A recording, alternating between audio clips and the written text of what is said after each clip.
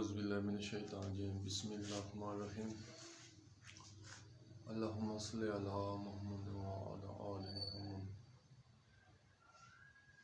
کما صلیت علی ابراہیم وعلی آل ابراہیم انک حمید مجید اللہم بارک علی محمد وعلی آل محمد کما بارکت علی ابراہیم وعلی آل ابراہیم انک حمید مجید۔ سب سے پہلے السلام علیکم ورحمۃ اللہ وبرکاتہ۔ معزز مسلمان بھائیوں، پاکستانیوں اور تمام اہل اسلام،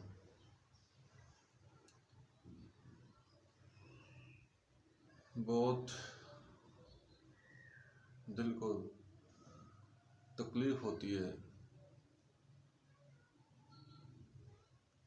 جب خبر ملتی ہے کہ کسی جگہ پہ مسلمانوں پہ ظلم کیا جا رہا ہے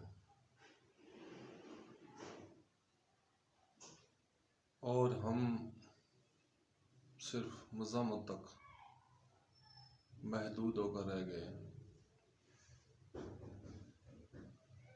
آج قبلہ اول اور فلسطینی مسلمانوں پر ظلم کی انتہا کی جا رہی ہے،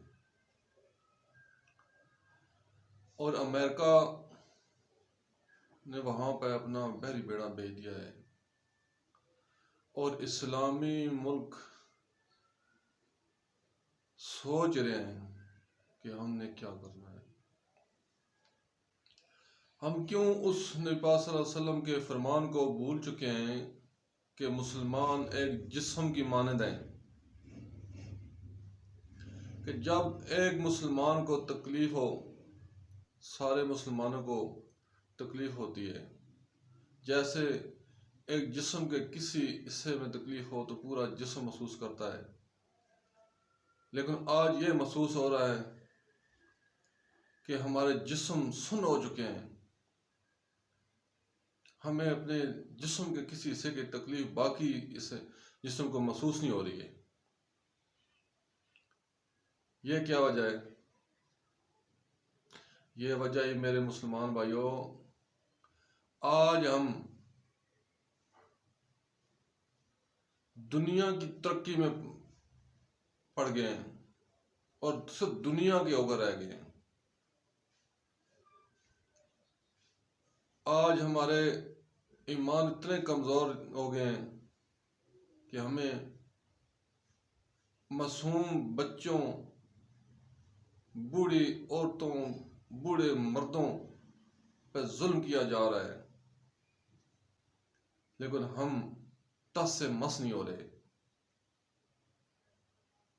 اور عوام بھی ٹس سے مس نہیں ہو رہے، اور ہمارے حکمران بھی ٹس سے مس نہیں ہو رہے۔ میں اپیل کرتا ہوں تمام مسلمان حکمرانوں سے، خدا را یہ زندگی کتنی ہے، ایک دن ہم نے مرنا ہے۔ خدا را قبلہ اول کی حفاظت کریں، اپنی افواج کو بھیجیں، عوام میں سے جو والنٹیئر جانا چاہتے ہیں ان کو بھیجیں۔ میں خود والنٹیئر ہو کر جانا چاہتا ہوں، اور یہ ہمارے حکمرانوں کو سوچنا چاہیے کہ ہم دنیا کی ترقی کے لیے اتنی کوششیں کرتے ہیں، اور دین کی سربلندی کے لیے ہم کیوں اتنے سست روی کا شکار ہیں؟ کیوں ہم اتنے دین کے لیے اتنے جلدی فیصلے کیوں نہیں کرتے؟ کیا ہم نے دیکھا نہیں ہے کہ اسلام نے ہمیشہ قربانی مانگی ہے؟ آج دیکھو امام پاک امام حسین علیہ السلام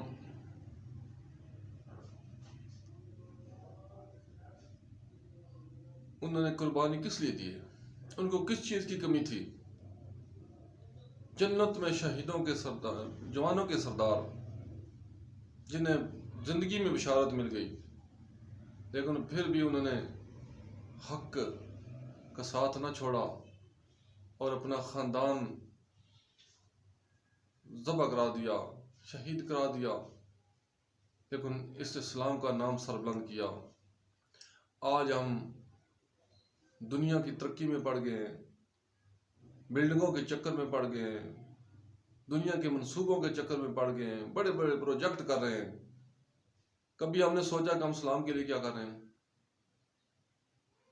خدا کے لیے میرے بھائیوں، میں کوئی عالم نہیں ہوں، لیکن میرے دل کی آواز ہے یہ، ہمیں دین کے لیے نکلنا ہوگا، ہمیں اسلام کے لیے نکلنا ہوگا، ہمیں اپنے فرقہ پرستی چھوڑ کر مسلمانوں کو ایک ہونا ہوگا۔ کیوں؟ تمام فرقہ والے لوگ جو ہیں، تمام اللہ پاک کو مانتے ہیں، نبی پاک صلی اللہ علیہ وسلم کو خاتم نبیین مانتے ہیں، قرآن کو مانتے ہیں، تو یہ چھوٹے موٹے جھگڑوں کو ہمیں چھوڑنا ہوگا۔ میں اپنے chief of army staff office Syed Munir Hussain Shah سے بھی اپیل کرتا ہوں کہ چیف صاحب، خدا را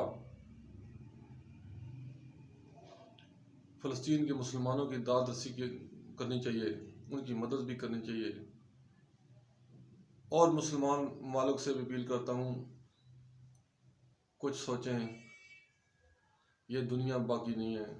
کل ہم روز محشر کیا جواب دیں گے کہ ہم کیسے مسلمان تھے؟ ایک مسلمان بھائیوں کے اوپر ظلم ہو رہا تھا اور ہم میٹھی نیند سو رہے تھے، اپنے معاشی حالات دیکھ رہے تھے کہ ہمارے معاشی حالات کمزور ہیں۔ او بھائیو، یہ معاشی حالات ٹھیک ہوتے رہیں گے، خراب ہوتے رہیں گے، دنیا کا نظام چلتا رہے گا۔ ہمیں اسلام کے بارے میں سوچنا چاہیے، مسلمانوں کے بارے میں سوچنا چاہیے کہ ظلم کی چکی میں پیس رہے ہیں، جیسے کشمیر میں ہمارے مسلمان بھائی ظلم کی چکی میں پیس رہے ہیں۔ ابھی دیکھو، جہاں بھی مسلمان کو مار پڑ رہی ہے، کوئی ملک اس کی داد رسی نہیں کر رہا۔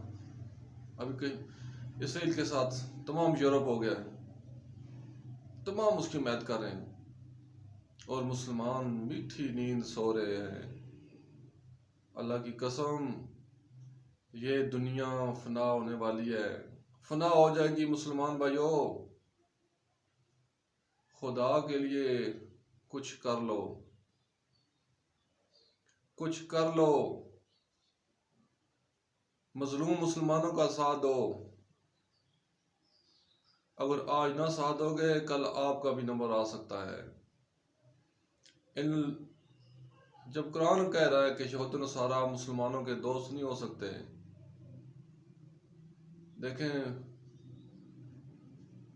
کشمیر پہ کوئی غیر ملک نہیں بول رہا، شام کو انہوں نے تباہ کر دیا، عراق کو تباہ کر دیا، لیبیا کو تباہ کر دیا، افغانستان کو تباہ کر دیا۔ یہ باری باری تمام مسلمان ملکوں کو تباہ کر رہے ہیں۔ سعودیہ والوں جاگو، آپ کا بھی نمبر آنے والا ہے۔ پاکستانیوں آپ بھی جاگو، یہ آپ کا بھی نمبر آ جائے گا۔ یہ کسی کو نہیں بخشیں گے جب تک ہم مسلمان ایک نہیں ہو جاتے۔ ہمیں ایک ہونا پڑے گا، ان فرقوں کو چھوڑ کر ہمیں دین پہ متحد ہونا پڑے گا، ورنہ ہم تباہ و برباد ہو جائیں گے، ہم پستی کی طرف جا رہے ہیں۔ اللہ کی قسم، یہ جان اللہ کی امانت ہے، ہم نے کوئی خریدی نہیں ہے، ہم نے کوئی اس کی اجرت نہیں دی۔ یہ خدا نے ہمیں نبی پاک صلی اللہ علیہ وسلم کی امت میں اس لیے ہمیں پیدا کیا ہے کہ ہم اس کے احکامات کے مطابق چلیں اور اس کے محبوب کی سیرت کے مطابق چلیں اور اس کے محبوب کی سیرت پہ عمل بھی کریں۔ بس دل خون کے آنسو رو رہا ہے۔ کشمیر میں مسلمانوں پہ ظلم ہو رہا ہے، انڈیا میں مسلمانوں پہ ظلم ہو رہا ہے۔ دیکھ لو افغانستان کی کیا انہوں نے حالت کی ہے، عراق کی کیا حالت کی ہے، ایران پہ انہوں نے پابندیاں لگائی ہوئی ہیں کہ وہ آنکھیں نکالتا ہے۔ بوسنیا میں دیکھو مسلمانوں کے ساتھ انہوں نے کیا کیا ہے۔ ہر جگہ پہ مسلمانوں پہ ظلم ہو رہا ہے، لیکن ہم میٹھی نیند سو رہے ہیں۔ کب جاگیں گے؟ جب ہماری آنکھیں بند ہوں گی، جب ہمارے اس جسم سے روح جدا ہو جائے گی۔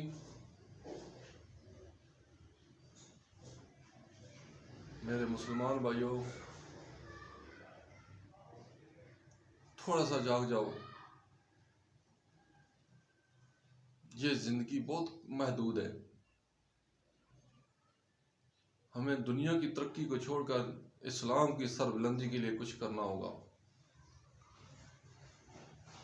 اور ان اسلام کے دشمنوں کو، اللہ اور اللہ کے رسول کو دشمنوں کو بتانا ہوگا اسلام ایک ہے اور مسلمان آپس میں متحد ہیں اور ایک جسم کی مانند ہیں۔ اور میں علماء کرام سے بھی اپیل کرتا ہوں، خدا را فرقہ پرستی کو چھوڑیں، ایک دوسرے پہ مت فتوے دیں، یہ دیکھیں کہ اسلام کے خلاف سازش کون کر رہا ہے، مسلمانوں پہ ظلم کون کر رہا ہے، اس کے خلاف متحد ہو جائیں، خدا کے لیے متحد ہو جائیں۔ نبی پاک صلی اللہ علیہ وسلم کی سیرت کو اپنائیں، آپس میں فتنے فسادوں کو چھوڑیں، کفار کے خلاف متحد ہو جائیں۔ اگر کوئی منصوبہ بندی کرنی ہے تو کفار کے خلاف کریں۔